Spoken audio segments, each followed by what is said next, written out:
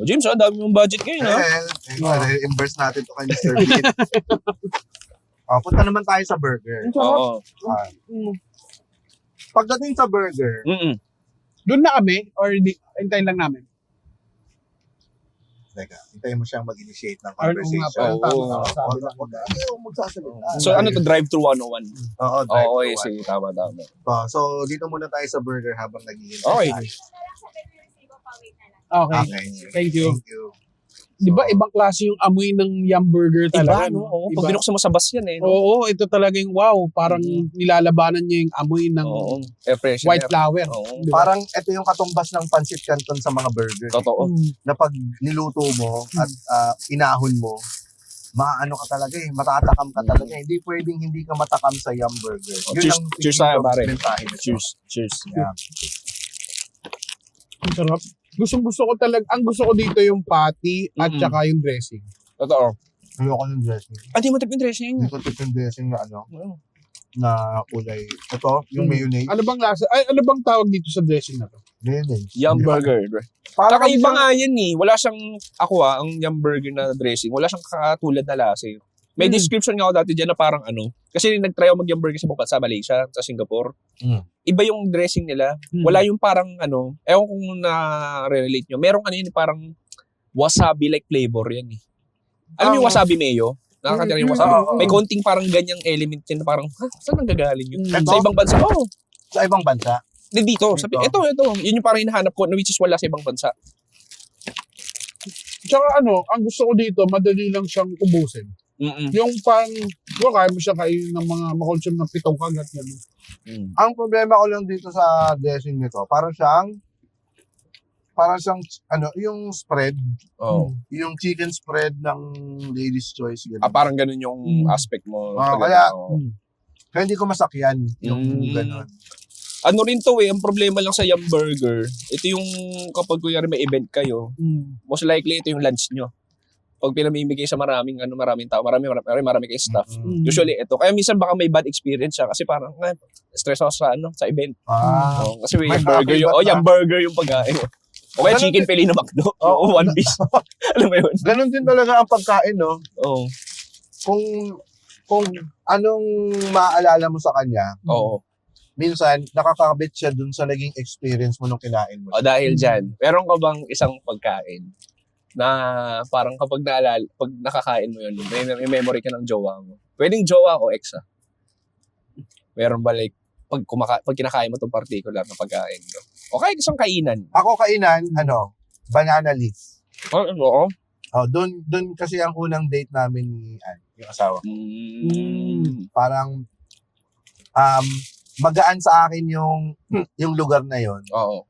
Kasi parang ang gaan din kasi nung naging conversation namin. No? Totoo. Tapos parang kasi hindi yung unang beses namin na mag-meet. Nagte-text lang kami nun. Tapos So unang date talaga? Unang date talaga. Tapos parang ang swabe ko dun. Parang pag pumapasok ako sa banana leaf, feeling ko ang pogi. Yun yung akala mo. Akala ko. Pero nadala yun. Siyempre, confidence. Nadala kasi asawa niya. Ikaw, Nong. Ngayon, masasabi ko na Jang. Thank you tinapunan mo ng Jang na. Bakit? tinapunan mo ng basura yung french fries ko. Ay, papel pa lang naman. Drive-thru 101. Huwag mo magtatapon na may laman pang pagkain. Oo. So, sa akin, ngayon, Jiangnan sa'yo, Jiangnan. Sarap yan, Jiangnan. Sarap yan. Thank you. Bago lang to. Bago lang ito. Kasi, kasi hindi siya mahilig sa hot Thank pot. you. Oo. Hindi siya mahilig, pagka kunyari, kami,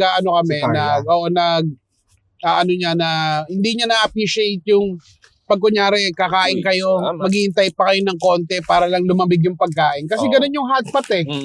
So parang mainit mo siyang i-consume para mas ma-enjoy mo siya. Pero dahil dun sa Jiangnan, na-appreciate niya.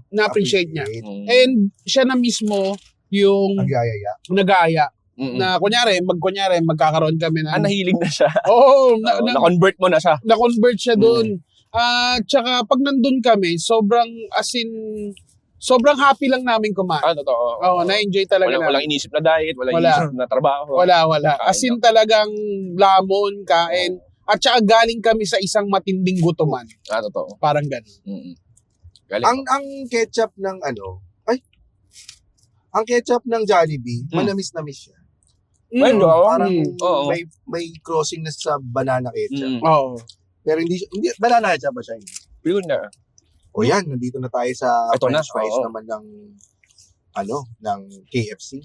Ito na yung hinihintay natin. Tingnan mo, kita-kita mo nga, Makapal, di ba? golden brown. Oo. At may coating.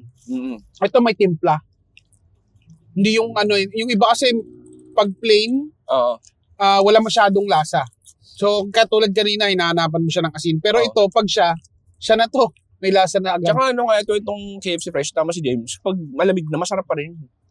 Oo. Alam mo yun, nakakain mo pa rin talaga siya. Ang ganda ng timing natin puro bagong luto yung mga fries. Oo nga. Mas maganda pa nga kainin minsan tong KFC fries kapag Pamasama-sala. Oo. Oo. Ay, ba talaga pag kinain mo masama? Pag inipit mo sa plastic, tapos nag-commute ka Moist na. Moist. moist na. Masarap pa rin siya. Yun lang ang problema ko dun sa Jollibee na fries. Kayo, kung anong gusto nyo o anong trip ninyong fries, i-comment nyo naman dito sa ating video. Sa ilang taon ka nang nagbablog, Chewy, nung na-realize na nagamay mo na, nakita mo na yung sarili mong boses sa food vlogging? Siguro mga 18, 19, 20. Siguro mga 2022. Mga 2022. So siguro mga na yun. 19, 20, mga 5 years in. Yun masasabi ko, okay like may traction na siya, may mga nakakilala na sa'yo. 5 years pa? Hindi, sabihin natin may nanonood na rin sa, pero parang kahit pa paano may say na ako. Kasi doon ako nagsimula bumiyahe talaga ng biyahe. Na parang para sa akin, mas nagkaka-experience ako, mas na-enhance yung knowledge ko. Kasi doon mag-start talaga mag-full-time travel sa ibang probinsya sa Pilipinas, ganyan. So yun, siguro mga ganun. Kasi parang para sa akin, kaya sabihin mo may nakakilala sa'yo kahit dati, pero pag hindi ka pa knowledgeable, parang wala fame lang naman yan I mean, okay, sige, may alam ng pangalan mo, pero para sa sarili mo, di ka pa well-built Parang ganun. So yun parang sabi ko. Parang para sa'yo, di ka pa solved doon. Totoo, parang internally, parang okay, may nakakilala sa'yo, pero parang di ka pa enough. Parang yun din ang magandang perspective dahil marami ang nanonood sa'yo, nakala nila madali lang yung ginagawa mo. Pero, kakain ka lang naman. Ano bang masarap? Ano bang mahirap sa pagkain? Parang ang dali-dali lang naman ang buhay mo, Chewy. Ang ganda nun, Chewy, kasi parang doon magi-start yung self-growth mo. Di totoo. Parang binaba mo yung ego mo na, guys, sikat na ako. Parang ganun. Parang rin, hanggang ngayon naman I mean, siguro kahit kayo rin naman, di ba? Kumbaga, praise yourself if you did something great. Pero wag mo iyayabang sa lahat ng tao. Kasi, kung di ka na teachable, wala na ka ng tao. Totoo. Catch us every week on YouTube, Spotify, or wherever you listen to podcasts.